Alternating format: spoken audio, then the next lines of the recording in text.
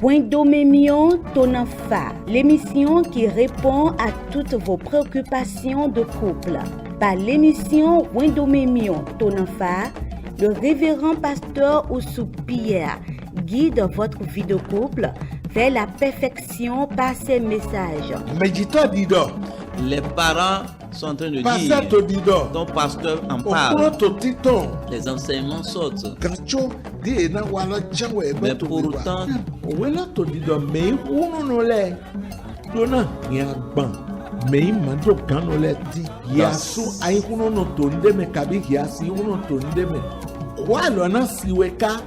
prenez le rendez-vous à 21h30 et les samedis à 10h30 sur la télé évangélique. Wendomemion Tonanfa. Suivez et conduisez votre vie de couple vers la perfection.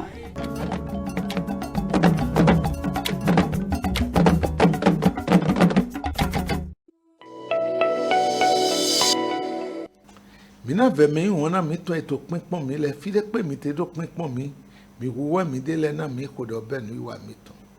Nous supplions nos bien-aimés, où que vous soyez en train de nous regarder en ce moment, de se préparer pour que nous puissions prier et commencer notre enseignement. Dans le nom de Jésus, nous avons prié. Dieu éternel des armées, Dieu tout-puissant, celui en qui il y a l'autorité et la puissance, c'est toi qui lis et personne ne peut délier. Et c'est toi qui délier, personne ne peut délier. Reçois l'action et la gloire. Nous te remercions pour tout ce que tu fais dans nos vies. L'heure a sonné, nous sommes déjà là. Prends la première place. Ouvre les cœurs et les oreilles. Et permets à ce que ce que nous allons entendre puisse changer une vie. Changer un foyer. Et que la gloire soit pour ton nom et la honte soit la portion de l'ennemi. Au nom de Jésus, nous avons ainsi prié. Amen.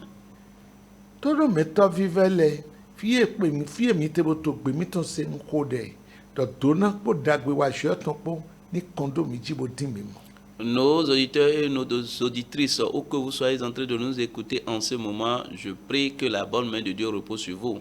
Nos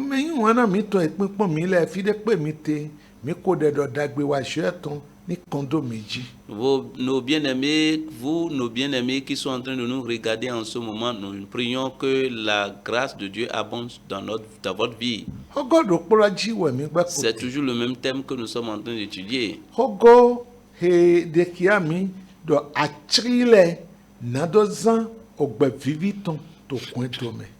Le thème qui est intitulé Les secrets pour vivre une vie harmonieuse dans le couple. Et je vous ai dit, il est convenable que chaque foyer mène une vie harmonieuse. Et nous avons déjà parlé du premier secret et commencé aussi le second secret.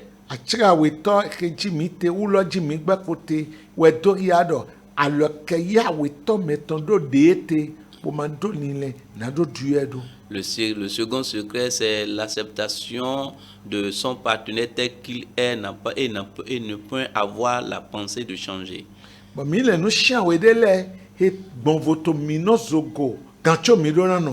Et nous vous avions énuméré ces 7 choses qui vous différencient et vous devez, alors que vous devez vivre ensemble. Parce que c'est Dieu qui a voulu ainsi. Et dans l'enseignement toujours passé, nous avons dit que ce que Dieu a joint, personne ne peut les séparer. N'importe quelle chose qui se passera, personne ne peut les séparer. Nous avons vu que c'est la mort qui doit vous séparer.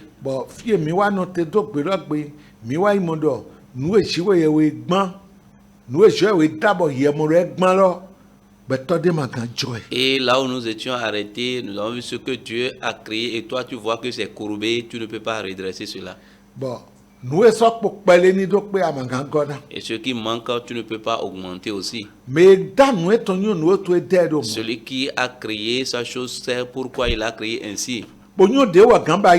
Et il sait comment le faire. Et il sait comment, ce qu'il veut l'utiliser, ce qu'il veut faire de lui avant de le créer ainsi. Accepte ton mari ou ta femme tel que Dieu l'a créé.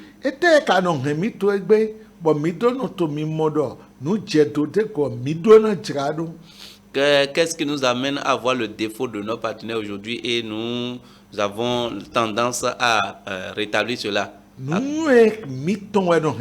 C'est notre sagesse, notre propre sagesse qui nous amène à agir ainsi. Et je vous ai dit dans l'enseignement passé que vous n'avez pas reçu vous n'avez pas la même sagesse, la même connaissance.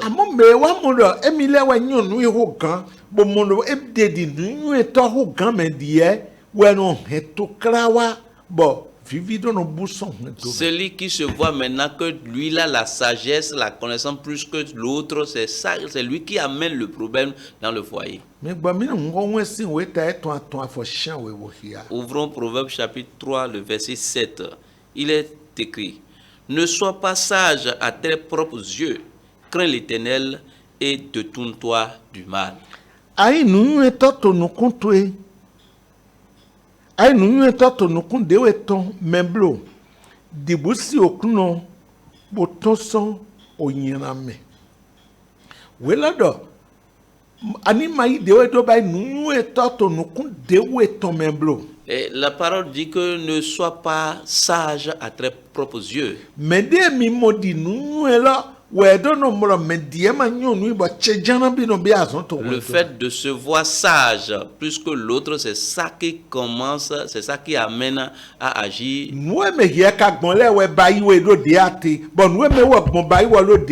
C'est l'expérience que toi tu as qui t'a amené ainsi, et aussi l'expérience que lui-même l'a amené ainsi. L'expérience est le meilleur enseignant. Et donc, l'expérience est le meilleur enseignant. Lui,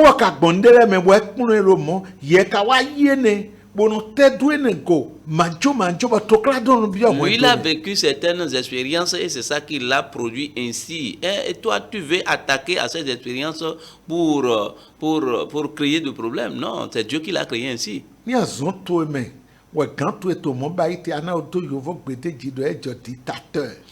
Si c'est dans ton service et que c'est ton patron qui est en train d'agir ainsi, tu diras que ton patron est dictateur. Tu vas dire que vraiment il a trop de problèmes. Mais si ça continue, tu vas chercher ailleurs.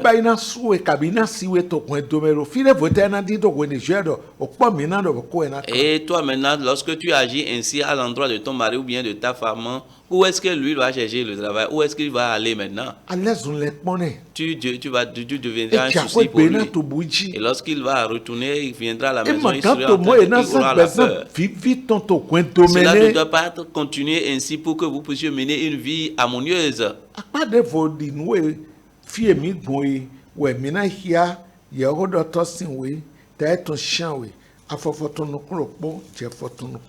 Dans un autre sens, lisons Proverbe chapitre 7. Ecclésiaste. Okay. Ecclésiaste chapitre 7, le verset 16 à 17. Ne sois pas juste à l'excès. Ne sois pas juste à l'excès. Mes amis. Et ne te montre pas trop sage. Pourquoi te détruirais-tu?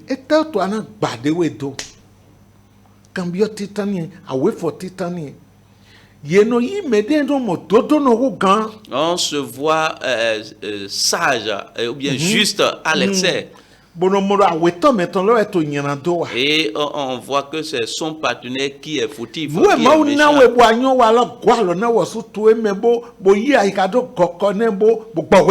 Ce que Dieu t'a donné et tu sais faire cela, aide l'autre partenaire aussi, ton partenaire à faire ainsi. Et il faut ne pas le juger.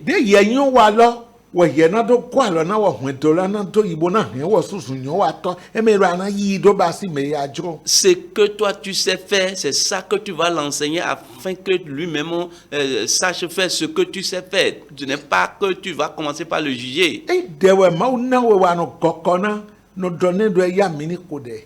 Bono jeko gonaji adego yeto ndu to mede ndu no jromema was na jewi wa hoto wejima bo vivina bia kwento mesi. Si c'est la prière que Dieu t'a donnée et tu sais diriger, il faut aussi l'amener à agir ainsi. Lorsqu'on c'est en mangeant que l'appétit vient. Moi weto welame.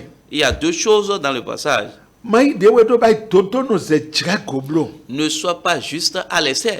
Et ne sois pas trop sage. Est-ce que tu veux te détruire?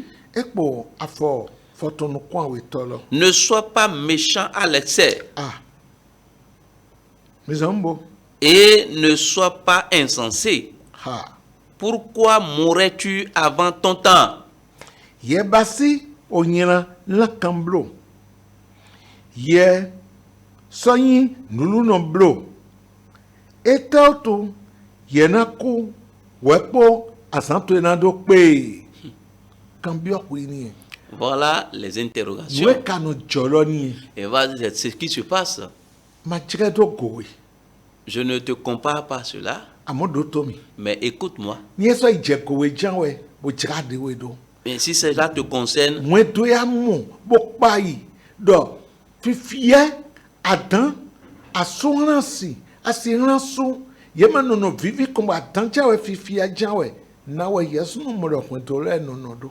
le foyer dans lequel il y a le bruit, il y a des querelles, il y a des disputes et on est aigri envers son partenaire, comment est-ce que toi-même tu vois ce foyer?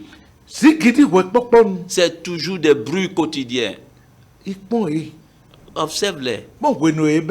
Faut voir comment depuis qu'ils ont commencé. Il faut regarder combien de temps ils ont déjà fait dans leur mariage et comment ils vivent maintenant. N'agis pas comme eux. La parole te demande, est-ce que tu veux mourir avant ton temps? Bon, bras de fer, singidjan, attendjan, yemanono be, wentolom nono beita. Le foyer dans lequel on ne permet pas qu'il y ait de l'harmonie et il y a toujours des bras de fer, quotidiennement des bruits, et on ne fait que des querelles, on ne vit pas longtemps. On ne vit pas longtemps.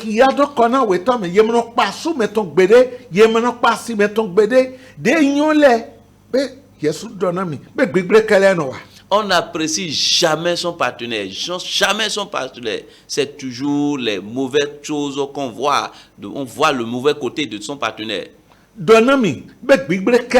Est-ce qu'il est toujours mauvais? Est-ce qu'il n'a jamais agi? Est-ce qu'il n'a rien fait de bon? Il faut l'apprécier là où il fait du bien. Là où il agit mal, là, il faut discuter avec lui dans l'amour et pas dans la présence de Dieu. Discute de cela avec lui dans l'amour et présente cela à Dieu. Proverbe chapitre 15, le verset 1 à 4 nous dit ceci.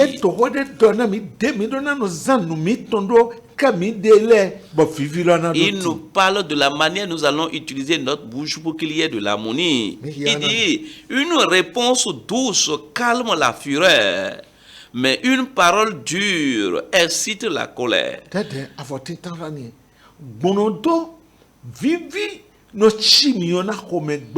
Une réponse douce calme la fureur. Le sujet de colère que ta femme a amené ou bien ton mari a amené, lorsque toi tu réponds avec douceur, ça amène une bonne réponse. Lorsque tu as vu que la personne a mal agi et tu te mets encore dans la brutalité,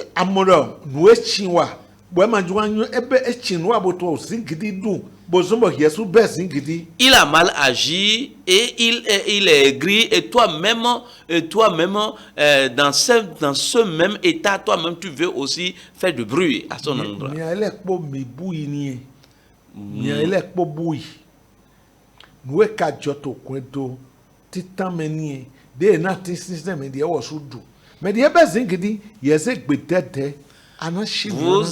Vous deviendrez la même personne parce que ce qui s'était passé dans le premier foyer, lorsque l'autre a pris l'arbre, il a mangé et il a aussi donné à son partenaire.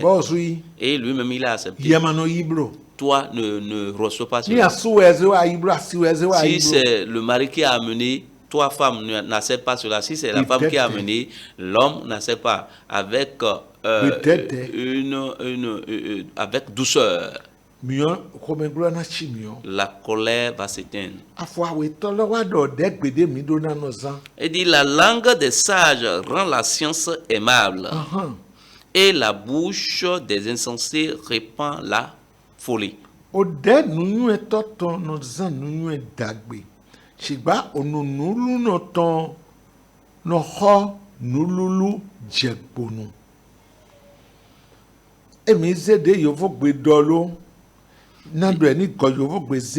La langue des sages rend la science aimable.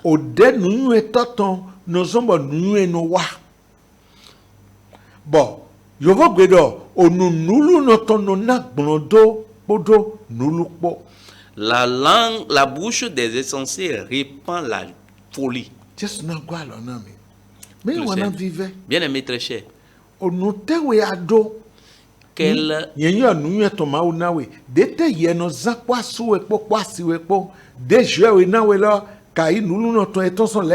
Je sais que Dieu t'a donné une bouche de sage.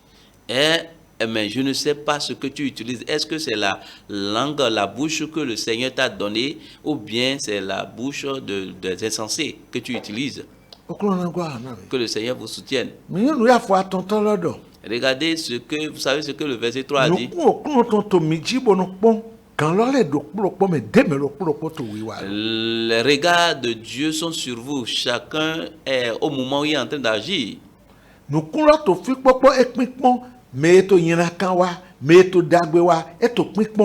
Les yeux de l'Éternel sont sur vous en tout lieu. Celui qui fait du bien ou bien celui qui fait du mal, il vous observe. Devant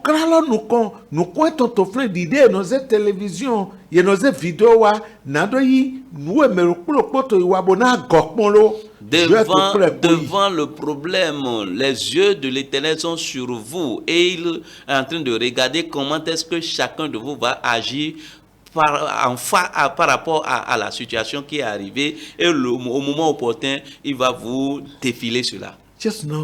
Que le Seigneur vous soutienne. Le verset 4 dit, la langue douce est un arbre de vie, mais la langue perverse brise l'âme. On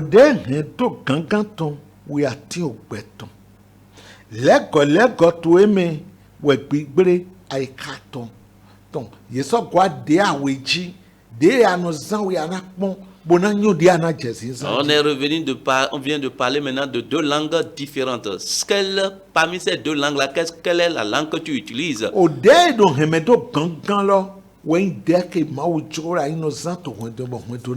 La langue douce, là, c'est cette langue qui donne la vie. Et c'est ça que tu vas utiliser. La langue qui parle avec douceur.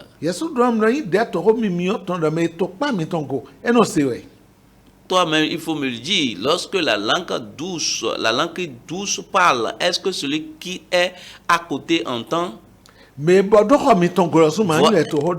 votre voisin ne saura pas que vous êtes en train de parler. Ça amène la guérison.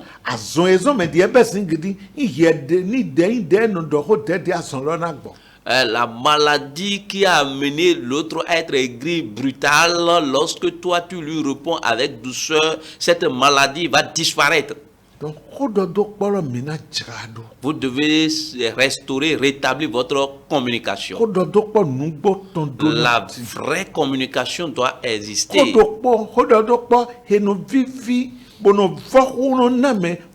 La vraie communication qui est douce, c'est ça qui amène l'harmonie dans le foyer. Je voudrais te dire quelque chose. Dans l'enseignement passé, on vous a dit que vous les deux, vous n'êtes plus deux, mais vous êtes devenus une seule chair.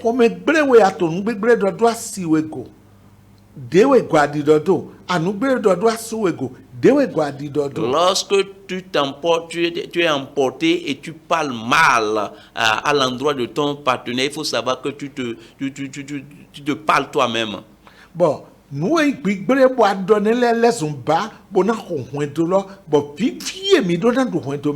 Et les mauvaises choses que tu as lancées à l'endroit de ton partenaire, ça va amener des conséquences néfastes et vous allez jouir cela ensemble. Est-ce que c'est pour cela que nous n'allons pas nous dire la vérité?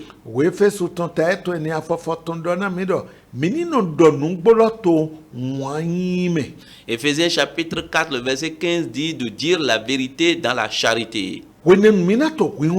C'est en faisant cela que nous allons croître.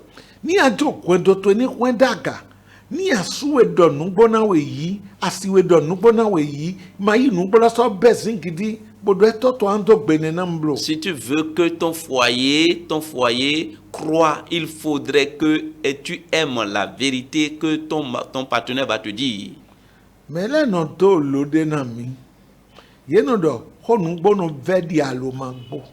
il y a un langage qui dit que la vérité est amère. Mais si on dit cela dans l'amour, ça ne blesse pas.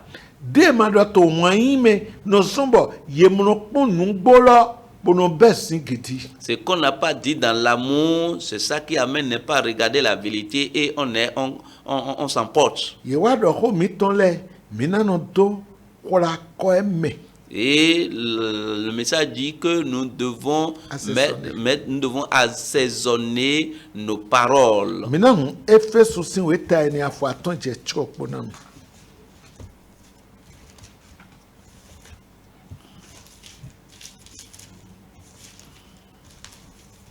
Midoto dialogue to kumbeme.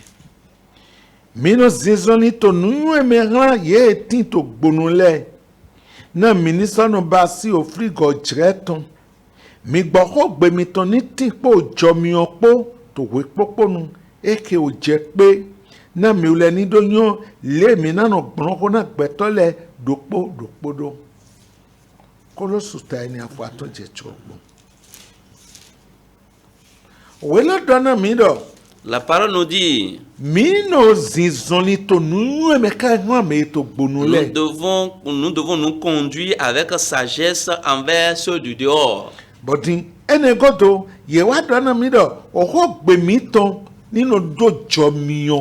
on nous dit que notre parole doit être accompagnée de grâce. Quotidiennement. Quotidiennement, nos paroles doivent être accompagnées de grâce. Et elles doivent être aussi assaisonnées.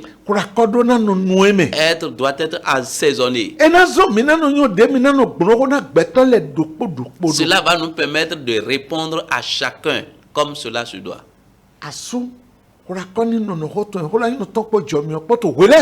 Marie, que les paroles qui vont sortir de ta bouche soient accompagnées de grâce et assaisonnées. Et on a dit quotidiennement. Toujours.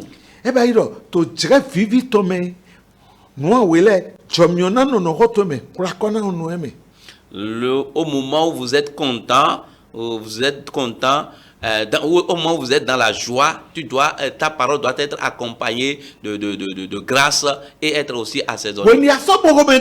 Lorsque tu vois aussi quelque chose de colère, la même parole doit être aussi accompagnée de grâce et assaisonnée. Toi qui n'a pas encore la capacité de surmonter la colère, maîtriser la colère, je vais te donner. Sois comme la colombe. Va acheter la colombe. Ah oui. 2 colombes. Et commence à écouter ce que c'est. La colombe n'a pas de choses à dire. Voilà. C'est ce qu'elle dit. Elle ne fait que chanter patience. Il faut acheter ces colombes pour qu'elle puisse chanter, fredonner cette chanson à tes oreilles. Donc, lorsqu'il y a la vraie communion, il aura la facilité. Il ne faudrait pas que quelque chose arrive à couper votre communion. Au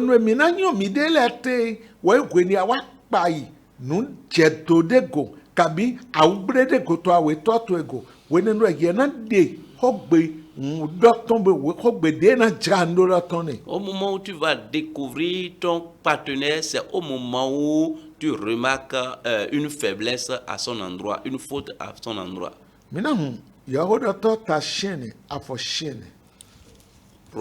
Ecclésiaste chapitre 9, verset 9.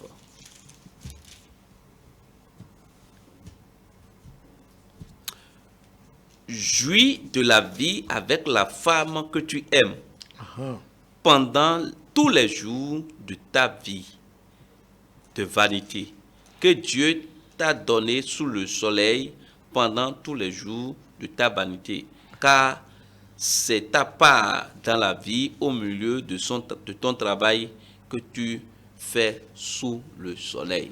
Noyi comme donoche asitwe yeyi wana to gbezan ofotwe ton lekpome nene we mima yeton to ayon kime bodo to magboje yebasi to we grome yedo ani zagbe vivi ton kia siwenelo kia sutwenelo kia wana boda. On a dit de jouir de la vie avec ta femme que tu aimes. Ton mari que tu aimes, toi qui t'es marié, ta femme là, il faut jouir de la vie avec lui ou bien avec elle. Tous les jours de ta vie, jouis cette vie avec elle.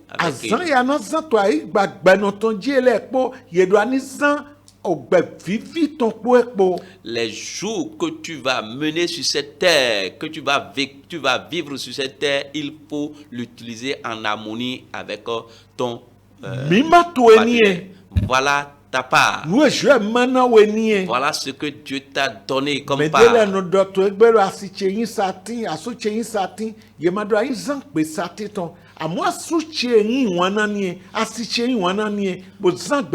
y a certaines personnes qui disent que ma femme est ma croix, mon mari est ma croix. Non, c'est ta part, c'est ce que Dieu t'a donné. Il faut mener une vie harmonieuse avec ton partenaire. Et Dieu vous donnera à bien faire. Il vous donnera la capacité nécessaire pour aller jusqu'au bout. Que le Seigneur vous bénisse. Prions. Père, nous te disons merci. Merci pour ta parole que tu as fait sortir. Mon Dieu, aide les maris, les femmes qui ont écouté ces paroles.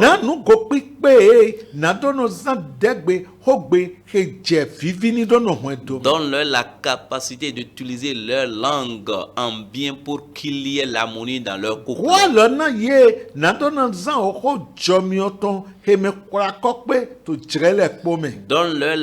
Donne-leur la capacité d'utiliser la parole accompagnée de grâce et assaisonnée de sel.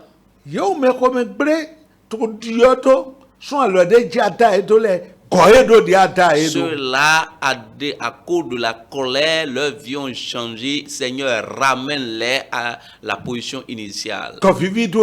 Ramène-les la monnaie. Ramène le premier amour qu'ils avaient pour leur partenaire. Fais toutes choses pour que nous puissions te glorifier. Au nom de Jésus, nous avons ainsi prié. Amen. Que le Seigneur vous bénisse. À la prochaine.